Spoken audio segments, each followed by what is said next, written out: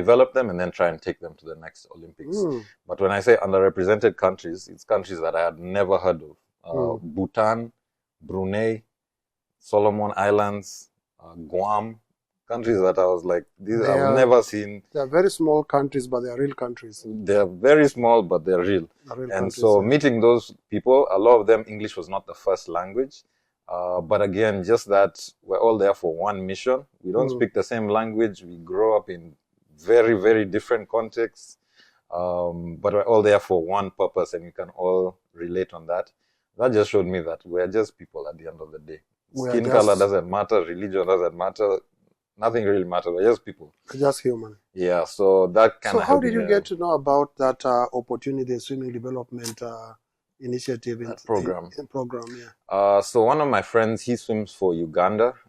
He was training... He had gone to do his Form 5 and 6 at another school in Thailand. Called British International School or something. And he was also like swimming very intensely there. Then he told me about that program that's there. It's called Tanya Pura. And so I looked at it, I applied for it, and then I was able to get in.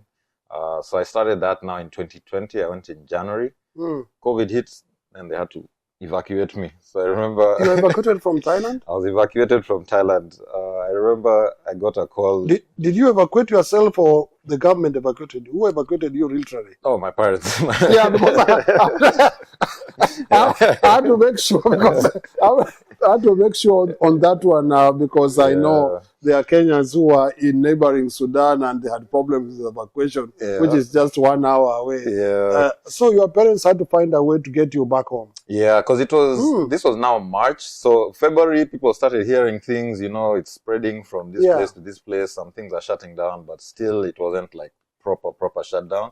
Now March is coming. Even in Thailand, we're being told, okay, now when you're swimming, you have, or not when you're swimming, but if you're on the ground, you have to wear your mask. You can't go to these specific places. Which changes the whole ball game of swimming. Changed the whole dynamic. We were still able to train, luckily. And then around, I think, February 16th of 2020, my parents now just started saying, hey, you just be on standby. Just have your bags packed. Just be ready. So I remember one day after morning training, I just got a text message, pack your bags, your ticket is here. Just be ready to go. And you had to get back home. Yeah. So was it from Thailand? So which did you? Was it? Do you have direct flights to Nairobi? No, I went. I think I flew with Etihad. So Thailand, Dubai, and Nairobi. And then I think I arrived the day before they did those mandatory lockdowns. So I was very lucky. Very lucky. The next day they started implementing those things. Oh my God! So luckily, I was able to go home. As I mentioned, my mom is a doctor, so even she had given me that whole protocol. Put your clothes here, do this, do this. I'm sure she was very particular. She said, now you go stay in your room, they bring you food and stuff. So some kind of quarantine. Yeah, some type of quarantine. But I wanted to appreciate your mom, mention her name, I mean. Oh, definitely. Nancy Kunyiha. She recently opened her own clinic called Uzuena. So she's a doctor. She specializes in endocrinology. Okay, she's a hormone specialist. So a lot of diabetes and a lot of these metabolic diseases. Definitely. So, where is the Uzuena clinic? So it's not right next, but it's on Limuru Road near Aga Khan Hospital. She worked at Aga Khan for a very long time. Now I think she still goes kind of back and forth as a consultant. Yes, but if you look for Uzuena Health, you should be able to find it. Yeah. Wonderful. This is an amazing story, for sure. I didn't anticipate that you went that far with swimming. That's really commendable. And sometimes we don't even realize that we have junior teams that play for the national team. Definitely. So sometimes do you really wish that you continued swimming?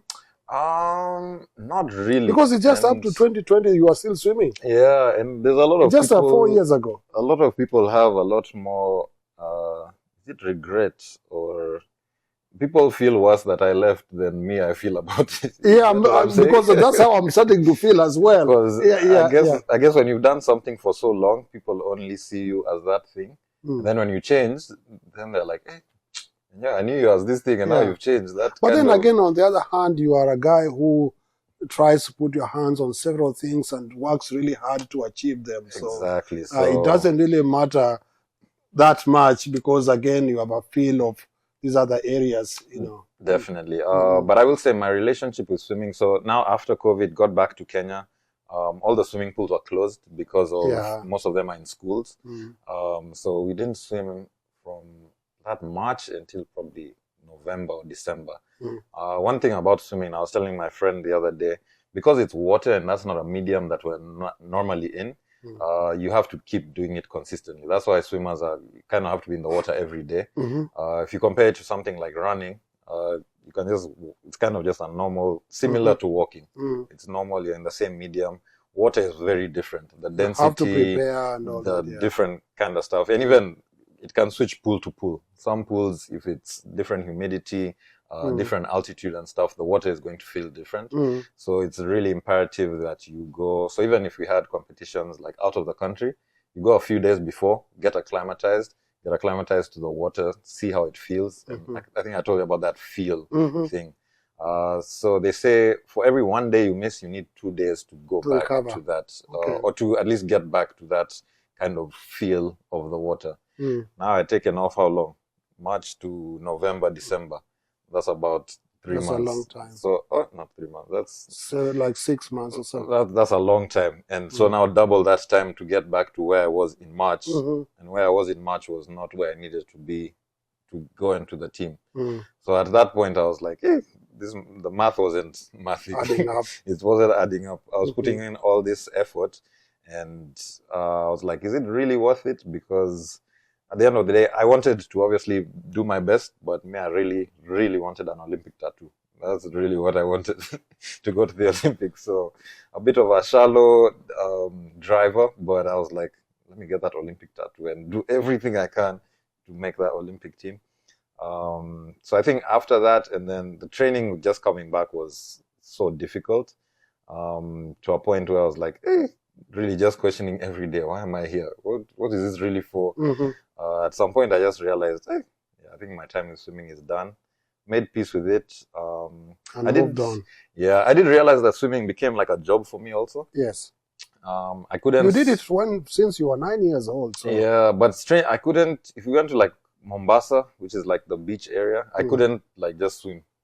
Like I never saw the point of just entering water and just having fun. That didn't make sense to me. Swimming was you're going there to do laps, to train. It was about and to work. Win. It's about, it was much more than just getting into the water. Exactly. Yeah. So even to this day, like if someone says we go swimming, I'll be like, me in my mind, swimming is training. Yeah, it's training. So I think now when I stopped it, it was like, oh, I found a new job. So I think a lot of people didn't understand that relationship that I had with swimming in the pool, I guess. Do you have any name you can recall of one of the best, one of your swimming coaches? Hey, so many of them. I'd say the beginning one, her name was, I don't know her last name, Coach Alex. She was from Australia and she was the coach at our school. So now this was when I was like 7 or 6 or 7. She joined our school and completely transformed our program. She brought now knowledge from Australia, which is a very good swimming nation. Yeah, it is. And a lot of us who were in that cohort of swimmers from Aga Khan under her ended up now joining national teams and stuff like that. So she was very helpful developmentally. After that, I joined a club called Seahorses under Coach John Rowe. He was from Manchester, and I was under him for probably till I left Kenya. That's how you ended up going to Manchester. Time. Yeah, so he helped us get to Manchester. A lot of the swimmers that we swam with there went to Commonwealth Games, Olympics. My friend I mentioned who swims for Uganda, he was at the 20... What is his name? Atuhaire Ambala. He swims at Grand Canyon University in Arizona. He's in Arizona. We said Ambala? Ambala. Yes. Ambala, we are coming for you. We are coming for you. We want to listen to your journey as well as a swimmer.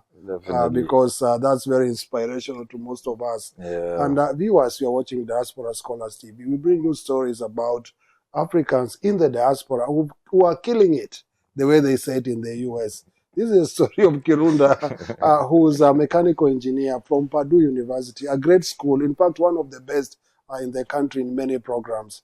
But he's now also a DJ. He's tracing his story as a swimmer, and it's unbelievable that he actually swam for the Kenyan junior team, and I don't think even when he denies that he's no longer swimming, he's still a great swimmer for sure. Because although he wanted, you called it an Olympic tattoo. Some of us didn't even have those thoughts. Yeah, definitely. So I think it's also a privilege to be able. Swimming is not a sport that's easily accessible in Kenya. It's not easily accessible in Kenya. Even access to a swimming pool in Kenya is really difficult to get. Yeah. Very few clubs in Nairobi, very few homes that have swimming pools. You can literally count them. Definitely. Yeah, that definitely. have functional swimming pools. Exactly. And if you talk about standard competitive swimming pools for competition, they've even become fewer. Yeah, that's correct. That's correct. So yeah, I definitely recognize the privilege that we had, like swimming, and kind of the resources that you needed, buying equipment, going for competition and stuff like that. So definitely grateful again to my parents for being able to have those opportunities to swim and do that. But again, as I mentioned, swimming like really opened and really helped me build connections with a lot of different people. Yeah. Do you have any siblings? Yes, I have a younger brother. He goes to school in the UK. What is his name? His name is Kunyiha. Kunyiha. Your brother is here. Which school is he? He's at a school called Queen's College I believe it's in Belfast. He's studying business and information technology. Yeah. Is it undergrad? He's doing which year is he? Senior now? So UK they do 3 years, but he decided to do an attachment. So he's now in his 3rd year, but he's been working since the beginning of it. He'll work till the end of the year, and then he'll finish his last year. Yeah. Wow. Mwangi Kunyiha, we are coming for you in the UK, in Belfast, because we want to be able to find out also how you are doing. And in this show, this is Diaspora Scholars TV. We trace the journeys of all scholars wherever they are in the world. It's been a pleasure. But in the final part, we want you to be able to also speak to the other young Kenyans. Really wanted to inspire, talk to them. And let's see, some of those things you said, your creativity, something professional, something physical as well. You keep doing, that, triangle, of success. Definitely. And you keep trying to perfect that all and every single time. Yep. And that formula has worked so far. So the formula is working. Thank you so much. Thank you so much. We'll be right back.